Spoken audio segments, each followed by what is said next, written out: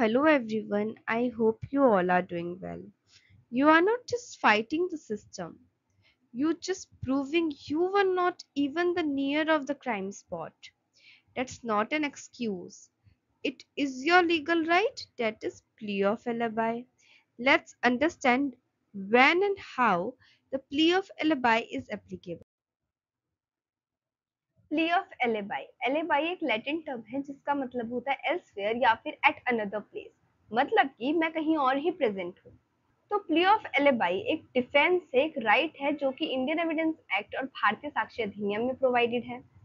अब Indian evidence act repeal हो चुका है, उसकी जगह भारतीय साक्ष्य अधिनियम लागू में है, पर जो ये कॉन्सेप्ट है चेंज नहीं हुआ, दोनों ही एक्ट में, दोनों ही स्टैट्यूट में सेम है। तो प्ले ऑफ एलिबाई का एसेंशियल क्या है? सबसे मेन एसेंशियल ये है कि वो फिजिकली एब्सेंट है, वो person, accuse person physically absent है क्राइम स्पॉट में। तो प्ले ऑफ एलिबाई का डिफेंस ले कौन सकता है, इसको हम एग्जांपल के थ्रू समझेंगे। तो अगर जब भी हम क्रिमिनल केसेस की बात करें तो दो पार्टीज होती है, प्रोसिक्यूशन एंड द एक्यूज। तो प्रोसिक्यूशन ये फैक्ट रेज कर रहा है कि जो एक्यूज है उसने मेरे पति को मारा है, और एक्यूज ये डिफेंस ले रहा है प्ले ऑफ एलिबाई का कि नहीं, मैंने इसके पति को नहीं मारा, जब इसके पति का मर्डर हो रहा था तब मैं अपनी कोचिंग में क्लासेस ले रहा था, तो मैं तो प्रेजेंट ही नहीं था उस क्राइम स्पॉट में, तो कहीं और प्रेजेंट था, तो मैंने इसके पति को कैसे मारा। तो एक डिफेंस है जिससे कि एक्यूज पर्सन की इनोसेंस प्रूव हो सकती है।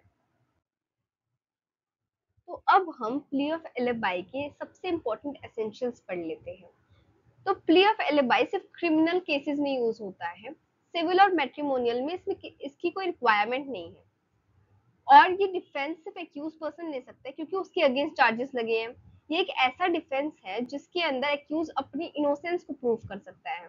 यहाँ पे एक इम्पॉसिबिलिटी ऑफ प्रेजेंस का भी क्वेश्चन आता है कि ये इम्पॉसिबल है कि जो एक्यूज पर्सन है वो क्राइम स्पॉट में प्रेजेंट है। इसको हम लास्ट स्लाइड में डिस्कस करेंगे जब हम प्ले ऑफ एलिबाई के 3 मेजर डिस्कस करेंगे। मतलब प्ले ऑफ एलिबाई को 3 मेथड से मेजर किया जाता है, वो हम बाद में देखेंगे। What form of evidence is a plea of alibi? मतलब जो plea of alibi है वो कौन से टाइप का एविडेंस है, क्योंकि हमारे बहुत सारे टाइप के एविडेंस होते हैं ना, जैसे कि सब्सटेंटिव पीस ऑफ एविडेंस हो गया, कोरोबोरेटिव फॉर्म ऑफ एविडेंस हो गया, सर्कमस्टांशियल एविडेंस हो गया। तो कौन से फॉर्म का एविडेंस है सबसे पहले हम ये देखेंगे, और इस एविडेंस की, इस डिफेंस की कितनी ज्यादा वेटेज है। मतलब क्या सिर्फ इस डिफेंस को लेके एक्यूज्ड को एक्यूटल मिल जाएगा, उसको छोड़ दिया जाएगा, ये सारी चीजें हम इस स्लाइड में डिस्कस करेंगे।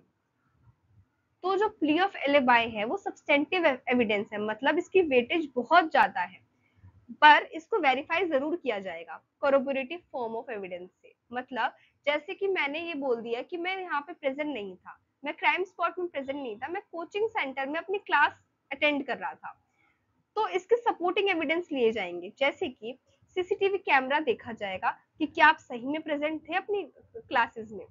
आपके फ्रेंड्स जो आपके क्लासमेट्स है वो एज एन आई विटनेस ये बताएंगे कि हाँ आप प्रेजेंट थे, या फिर अटेंडेंस लिस्ट जो होती है उसमें आपका नाम हो। ये सारे सपोर्टिंग एविडेंस, मतलब कोरोबोरेटिव एविडेंस से सब्सटेंटिव एविडेंस को चेक किया जाएगा, उसके बाद ही आपको एक्विटल मिल सकता है। हाँ, ये सच है कि जो प्ली ऑफ एलिबाई है वो सब्सटेंटिव पीस ऑफ एविडेंस है, बट उसको वेरीफाई जरूर किया जाएगा अदर फॉर्म ऑफ एविडेंस से। How plea of alibi becomes relevant, हम इस स्लाइड में देखेंगे कि कब प्ली ऑफ एलिबाई रेलिवेंट हो सकता है। और प्ली ऑफ एलिबाई को मेजर करने के लिए 3 मेथड्स हैं। तो सबसे पहला मेथड है हमारा इनकंसिस्टेंसी का, इनकंसिस्टेंसी। दूसरा है हमारा हाईली प्रोबेबल, तीसरा है हमारा हाईली इम्प्रोबेबल। अगर हम इनकंसिस्टेंसी की बात करें तो वो कब होगी? फॉर एग्जाम्पल, जो क्राइम कमिट हुआ है वो दिल्ली में हुआ है रात के 9 बजे, और जो एक्यूज पर्सन है सेम डेट पे, सेम टाइम पे दुबई में है, और वो एविडेंस भी शो कर देता है कि हाँ मैं दुबई में प्रेजेंट था। तो ये ह्यूमनली तो पॉसिबल नहीं है कि एक बंदा दुबई में भी हो दिल्ली में भी हो, इसलिए इनकंसिस्टेंट है। अगर हम हाईली प्रोबेबल की बात करें तो इसमें क्या होता है, हाई चांस है कि जो एक्यूज पर्सन है वो क्राइम स्पॉट में प्रेजेंट हो। इसका एग्जाम्पल देखते हैं। क्राइम हुआ है कमिट द्वारका में, और जो एक्यूज पर्सन है वो 5 किलोमीटर दूरी पे ही एक वेडिंग अटेंड कर रहा है। तो ये हाईली पॉसिबल है कि जो एक्यूज पर्सन है पहले क्राइम स्पॉट में प्रेजेंट हो, उसको मार वार दिया, फिर वो वेडिंग अटेंड करने चला गया हो, तो यहाँ पे चांसेस दिखते हैं कि हाँ एक्यूज पर्सन शायद क्राइम स्पॉट में प्रेजेंट हो।